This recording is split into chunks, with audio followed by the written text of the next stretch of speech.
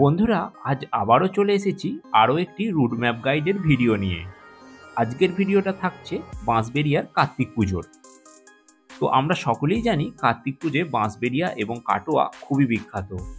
তো আজকের এই ভিডিওয়ে তোমাদেরকে ঘুরিয়ে দেখাবো বাঁশবেড়িয়ার ভালো ভালো পূজা মণ্ডপগুলো তোমরা কিভাবে ঘুরে দেখবে, তার গুগল ম্যাপ লোকেশন সহ সমস্ত তথ্য।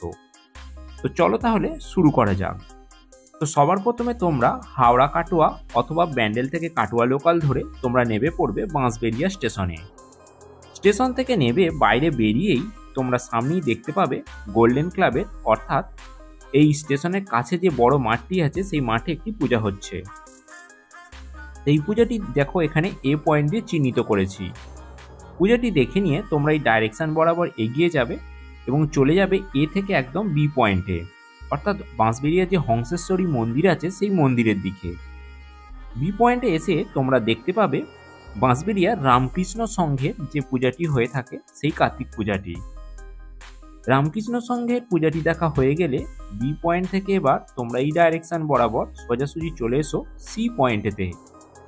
সি পয়েন্টে এসে তোমরা দেখতে পাবে বাঁশবেড়িয়ার কৃষক সংঘ ক্লাবের যে পূজাটি হয়ে থাকে সেই কার্তিক পূজাটি।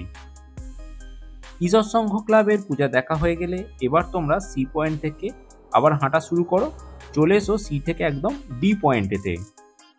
ডি পয়েন্টে তোমরা এসে দেখতে পাবে অভিযাত্রী ক্লাবের পূজাটি। তো অভিযাত্রী ক্লাবের পূজার ঠিক পাশে আরেকটি পূজা হয়ে থাকে, সেটি দেখো জেবিএস ক্লাব। তবে এখানে প্রথমে না গিয়ে অভিযাত্রী ক্লাব থেকে বেরিয়ে এই রাস্তা ধরে প্রথমে ডাইরেকশন বরাবর আরেকটু সামনে এগিয়ে যাব, বি থেকে চলে যাব ই পয়েন্টে। ই পয়েন্টে আমরা গিয়ে দেখতে পাবো জামাইগলি অ্যাসোসিয়েশনের যে কার্তিক পূজাটি হয়ে থাকে সেই পূজাটি। এই জামাইগলি অ্যাসোসিয়েশনের পূজাটি দেখা হয়ে গেলে আবার আমরা ওই একই রাস্তা ধরে ফিরে চলে আসব। প্রথমে আমরা যে অভিযাত্রী ক্লাবের পূজাটি দেখেছিলাম সেই পূজাটির কাছ দিয়ে গিয়ে এবার আমরা এই ডাইরেকশন বরাবর চলে আসব জেবিএস ক্লাবের পূজাটি দেখতে, যেটিকে দেখো ম্যাপে এফ পয়েন্ট দিয়ে চিহ্নিত করেছি। জেবিএস এর পূজাটি দেখা হয়ে গেলে এবার তোমরা এই ডাইরেকশন বরাবর এফ থেকে চলে এসো একদম সরাসরি জি পয়েন্টে। জি পয়েন্টে এসে তোমরা দেখতে পাবে অনির্বাণ ক্লাব, যে অনির্বাণ সংঘের যে পূজাটি হয় সেই পূজাটি। এই অনির্বাণ ক্লাবের পূজাটি দেখা হয়ে গেলে আবার তোমরা এই জি থেকে এবার ডাইরেকশন বরাবর চলে এসো একদম এইচ পয়েন্টে। এখানে ডিস্টেন্সটা একটু বেশি। তো এইচ পয়েন্টে এসে তোমরা দেখতে পাবে কিশোর বাহিনী ক্লাবের যে পূজাটি হয়ে থাকে সেই কার্তিক পূজাটি। এবার কিশোর বাহিনী ক্লাবের পূজাটি দেখা হয়ে গেলে আবার তোমরা ওই রুট দিয়ে ফিরে এসো এবং এইচ থেকে সরাসরি চলে এসো একদম আই পয়েন্টে। এখানে ডিস্টেন্সটা আর একটু বেশি। তো আই পয়েন্টে এসে তোমরা দেখতে পাবে মিতালি সংঘের পূজা। তো যারা তোমরা এই মিতালি সংঘ অর্থাৎ এইদিকে পূজাগুলি আর দেখতে না চাও, তাহলে এইচ পয়েন্ট থেকে সরাসরি ওই রোডটি ধরেই সামনে এগিয়ে গেলে আবার বাঁশবেড়িয়া স্টেশনে ফিরে যেতে পারবে। আর যদি আরও ঘুরতে চাও তো তাহলে চলে এসো ওই মিতালি সংঘের পূজাটি। এরপর মিতালি সংঘের পূজাটি দেখা হয়ে গেলে এবার তোমরা এই ডাইরেকশন বরাবর আরও সামনের দিকে এগিয়ে যাও, চলে এসো এ পয়েন্টে। এখানে আবার এফ দিয়ে চিহ্নিত করেছি। এখানে এসে তোমরা দেখতে পাবে জুনিয়র ফ্রেন্ডস ক্লাবের যে পূজাটি হয়ে থাকে সেই পূজাটি।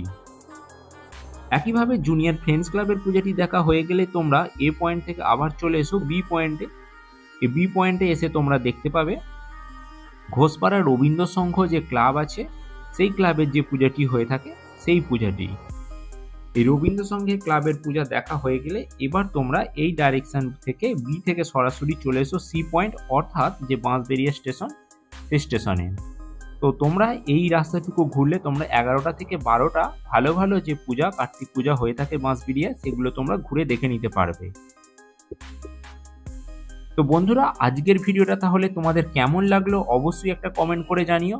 তো ভালো লাগলে অবশ্যই লাইক শেয়ার করো এবং চ্যানেলে যদি তোমরা এখনো নতুন হয়ে থাকো তো চ্যানেলটা অবশ্যই সাবস্ক্রাইব করে রেখো। আর এর পরবর্তী ভিডিওয়ে তোমাদের আমি বাঁশবেড়িয়ার কার্তিক পুজোগুলো ঘুরিয়ে দেখাবো। তো চলো তাহলে আজকের ভিডিওটা এখানেই শেষ করলাম।